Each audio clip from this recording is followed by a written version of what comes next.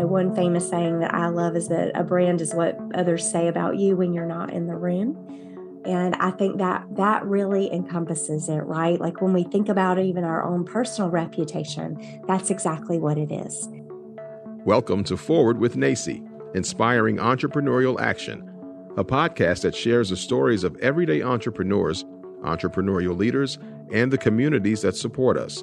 We hope that this diverse collection of stories brings you inspiration, inspires you to take action, and ignites entrepreneurship in your community as we make our way forward together. Welcome to this episode of Forward with NACY. It's a steamy summer here in the Raleigh-Cary area, but we're really excited to bring a breath of fresh air to the studio today with one of our entrepreneurs. I'm Rebecca Corbin, President and CEO of NACY, and it's my pleasure to welcome an esteemed leader and friend to the show, Wendy Coulter. So Wendy, how are you doing today? I have my hummingbird on in honor of you. So why don't you start us off and just let us know a little bit of how you're doing and a little bit of who you are. Thank you, Becky. Well, I'm doing fabulous. Like you said, it is quite steamy outside this morning, but it is beautiful, beautiful sunny day, and just excited to be here with you. Thank you so much for having me on the show today. I'm excited to share a few tidbits of my story over the last 28 years, and I'm just excited to be here with you, another esteemed leader who I've witnessed as well. So thank you so much. And I've really been looking forward to this conversation. We have listeners around the world. We've reached over 61 countries. We've reached nearly 1,000 cities. So not all of our listeners are really aware of NACY and kind of where we're situated. But just to give people context, I'm sitting right now in Cary, North Carolina, at our headquarters office. So we're about probably 8 or 9 miles from North Carolina State University. And I know that is a little bit of where your story begins. So why don't you talk to us about maybe the early days when you were a college student and what motivated you? What were you interested in? And how did that kind of set you on the path to your career journey? Oh, absolutely. So I'll go back a little bit further than my college days, though, because it kind of sets the stage. So I grew up in a family shoe store, and entrepreneurship is deep, deep, deep in my genes and my bones. I grew up singing on the radio, which I'm not a great singer. I played the guitar. I rode on the elephant in the annual parade in our small town where my father had a shoe store, and that was for a good bit of time in my early years. As I got older, I had my eyes on NC State. Part of that had to do with basketball, which I'm a little ashamed to admit, but we were doing great back in the 80s. And I wanted to go to NC State and had my eye on the architecture program at State. So I went through that program at School of Design. Very difficult program to get into, very difficult program to go through. And I loved it. I loved every minute of it. I learned how to think like a designer, which is so much about solving problems. And what I always say about my time in School of Design is that it didn't just teach me how to be a designer, but it taught me how to think about the problems that I solve in my business every day. So I received my degree in architecture and a second degree in industrial design from NC State.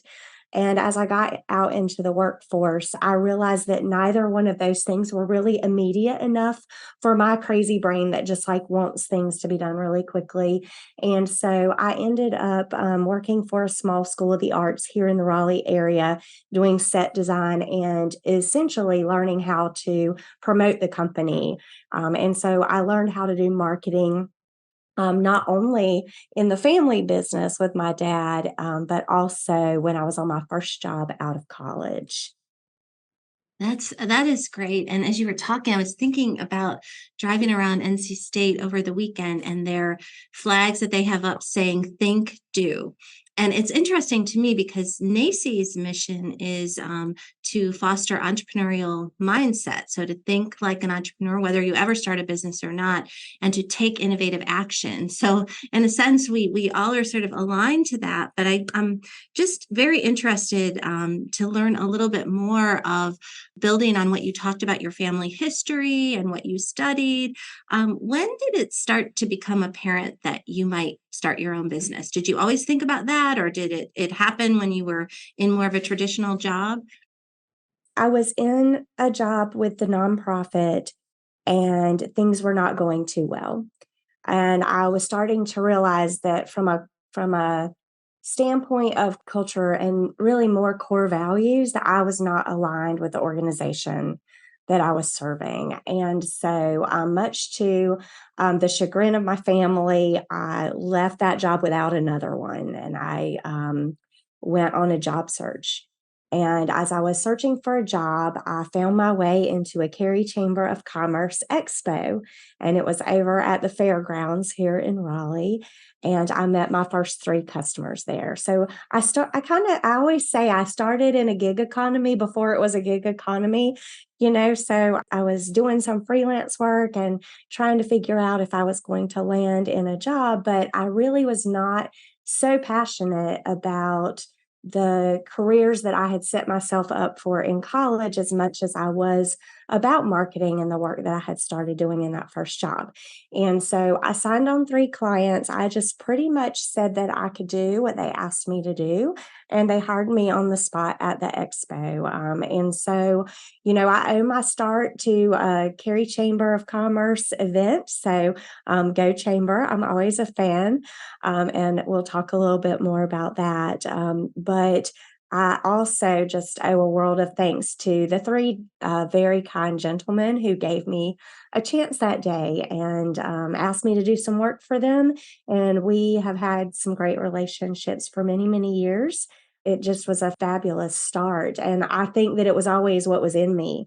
Like, I think I wasn't really meant to do anything else. I can't imagine, especially at this point, going to work for someone. But being a part of a team, leading a team, and going through the change every day that entrepreneurship is all about, I just thrive in that space and I absolutely love it. Yeah, and it's really your passion. And I think about, people say, let the genie out of the bottle. And I'm right there with you. Like I could never be like squished back into that bottle because once you really have that ability to, connect with networks. And so let's talk for a few minutes about the Cary Chamber because I have sort of an interesting connection with them as well. It's a more recent one. Last 3 or 4 years, a few years before the pandemic, NACCE was looking for a new home. We were incorporated in Massachusetts, so we we're more in the northern part, and the board empowered me to move the headquarters wherever I wanted, which is such a gift, really. And so we looked at all kinds of different places. We looked at Tampa, Florida. We thought about maybe somewhere in Texas, even, to be in the middle of the country. And landed on Cary, principally because I have to say that the Cary Chamber. I got to know Howard, the former CEO, who is just fantastic, and got to know the current CEO. And I cannot tell you how welcomed we were into the community. They set up a dinner, and Wake Tech ended up leasing us space. So they've been a fantastic partner. But it's kind of like you is finding that right network, but also putting yourself out there because I didn't really know how to relocate a company either. But I was like, if I find the right people and I know I'm a learner, I can make it work. So one of the things that we have worked on together is really being able to give back and serve on the Cary board. So why don't you tell everybody what that's like? So you're a member for years and years, and now I believe, are you the first woman chair, or was there another one before you? I am not. There have been several women chairs Okay. before me, but not many. And so Okay. additionally, there have been many more men in leadership at the Cary Chamber. Like I said earlier, I started my journey with the chamber. It's really where my business began. And then shortly thereafter, I became what's called an ambassador. So that ambassador program that we have today at the Cary Chamber goes back many, many years. And it was a way for me to get out in the community and meet new businesses that were coming into town.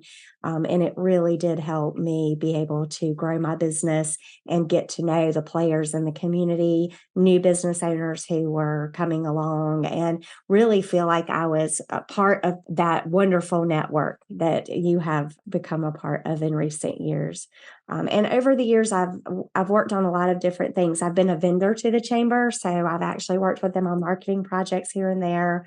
I've served on several committees, some of the subcommittees of the board over the years. I've served on the executive board once before becoming chair, and then now as chair, am leading the executive board and the board of the Cary Chamber. And I just think that it is a wonderful, very friendly chamber. I've actually been my company has been a member of probably 6 or 7 different chambers in the area.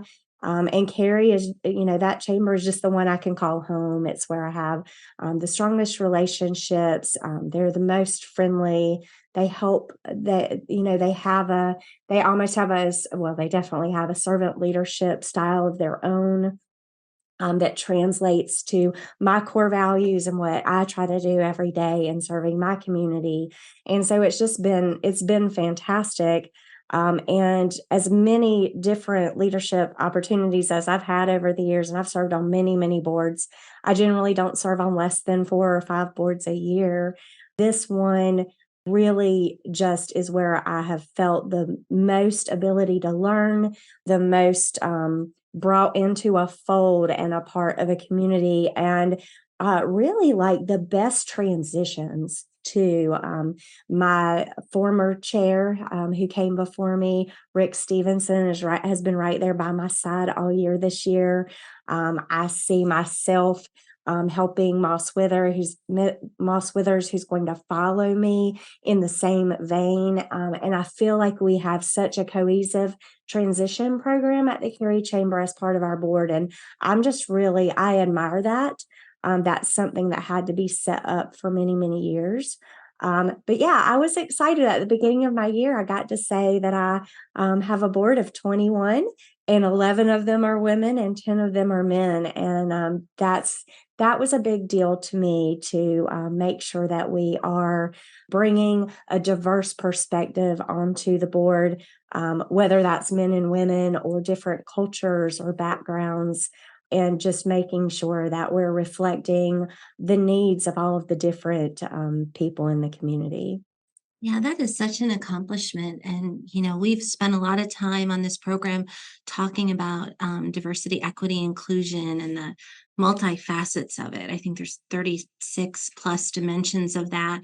And I've felt that too. And I remember when I met you a few years ago, one comment that you made to me that I always remember is I said, "This is so fantastic how it's become so diverse, and it doesn't happen by accident. It means really, rolling up your sleeves, recruiting the right people that have that aligned vision and purpose, not just, check a box." But you said to me at that time, you may not remember this, that you really appreciated all of the men in your life that had given you opportunities. And I think about that sometimes because I think of friends that I have who are Black or, African American or some other ethnicity, and they talk a lot about allies. And I think all of us can be great allies, whether we necessarily fit into a specific demographic or category. And I just really appreciate that about you. And I wanted to turn our conversation for a moment. This is something I spend a lot of time thinking about that connects to what you were mentioning about branding. And so, a lot of times I think probably average people think branding is, a jingle and a logo and what's your brand. But the way I think about it, and the way I think that you think about it, is in a much deeper way. So, Wendy, share a little bit about what your view of branding is, maybe a little bit about Hummingbird, your firm, because I want to find out how, and share with our listeners, how do you help people really plug into their brand and communicate it out in an authentic way? So it's always funny to me because a lot of people do talk about brand as a logo or a name or a tagline, and those are certainly elements of a brand. But a brand is really the promise that you make and the promise that you live, right? You have to live that promise. One famous saying that I love is that a brand is what others say about you when you're not in the room. And I think that that really encompasses it, right? Like when we think about even our own personal reputation, that's exactly what it is. And so a brand is a promise, and it's what other people say about us when we're not in the room. Now, Hummingbird takes a little bit different perspective, and it's always interesting in industries where there are a lot of different people doing different things, and marketing happens to be one of those industries. And we have a lot of graphic designers and copywriters and SEO people and other digital marketing folks. And we have people like me who are in branding, but even within branding, there are a lot of different ways that we go about doing things and creating a process that works for our customers. And from where I sit, it took me many years of owning my own branding firm to really come to terms with what my own brand is. I think I had a reputation, and I had a reputation that I was very proud of, but I didn't necessarily have something that really made me stand apart from others and have unique differentiation other than Wendy's personality and the way that I approach projects. And so, and it took many years. So I'm 28 years into business, and probably over 20 of those, I was more the company that did it all. We were a full service firm, and that's how we positioned ourselves, was as a full service firm. And I would listen to all kinds of podcasts and leaders who would speak, who would talk about niching. And I never could figure that out for Hummingbird or for myself, because I love the diversity of what I do. And so I didn't want to get stuck in a box. I wanted to always be able to learn and change and share. And so over the last probably 10 years, I kind of got a new perspective, and it was actually the result of a woman who you and I both know, and her name is Jackie Roth. And I give her a lot of credit for this. I think, though some people give you ideas and you either run with it or you don't, and I happen to run with this one. It's been extremely effective. But Jackie called me up one day, and at the time she was a M&A expert, and she was helping people buy and sell their businesses. And she called me up, and she was working with a lot of people in the manufacturing space. And we happened to be working in that space a lot at the time too. And she said, "Hey, Wendy, you don't know me, but I would love to have coffee. I have an idea for you that I think would be amazing for your business." And Jackie had been on my website, and she had researched that we were working in the manufacturing space, and then also in some service spaces. And she said, "I want to explain something to you that I think will make a difference in your business." And she said, "When I go to work on an M&A for a company, we look at different factors that affect the value of the business. And differentiation is one of 5 factors that directly influences the value of the business." Now, there's a software that Jackie was using at the time called Value Builder. And within Value Builder, if you want to go look that up, the name of this differentiation is called monopoly control. And the idea is, if you differentiate tightly enough, then you basically create yourself a monopoly in what you do, because you do it different enough from everyone else in your space that it makes you that unique. And so Jackie's thought process on that was, Wendy, you need to remember that you're not just impacting sales through a marketing activity, or you're not just implementing marketing tactics that a company thinks they need. But at the end of the day, if you help them create differentiation, which is what she knew that we did through looking at our website, you actually impact the value of the business. And that just amazed me. I was stunned. I almost couldn't speak, which is kind of crazy because I never could not hold a conversation. And I just kind of sat back into a thoughtful space that I do not get into often, and said, "This is it." That is exactly what we do. We sit down with business leaders, we learn their goals.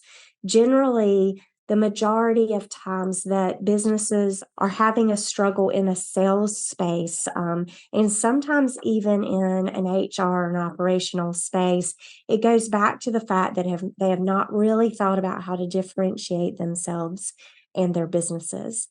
And when we can help a company do that, we actually help to increase the value of that business. And so there's a white paper about this on our website. Jackie was interviewed. Dame Byers, who is a CPA, and he does business audits, business valuations, and then Cindy Anderson, who is also an M&A advisor. All three of them are interviewed for the white paper, and there's some great statistics in, just how much a business can increase its value just through understanding how important differentiation is and finding their way. I love that. Wendy, what's your website so people can look that up? Sure. It's www.hummingbird-creative.com. That's hummingbird-creative.com. Okay, perfect. I think that is so powerful. And sometimes it's a little thing that kind of resonates with you, but it is a huge thing. And it's interesting. You mentioned Jackie, and I feel like I've only scratched the surface on really amazing, authentic, caring women in this community. Thank you so much, Wendy. That was such a great conversation. There's so much left to talk about. So let's leave it here for part one of this first conversation, and join us next Wednesday, where we'll continue the conversation and talk about some other tips and some stories as we continue with Forward with NACCE. Thank you for joining us today. We hope that you will continue to explore the many ways to define entrepreneurship with NACCE as we celebrate opportunity, failing forward, and success, learning from one another along the way.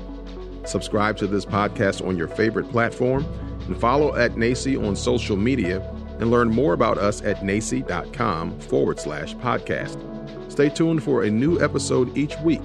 We look forward to making our way forward together with you.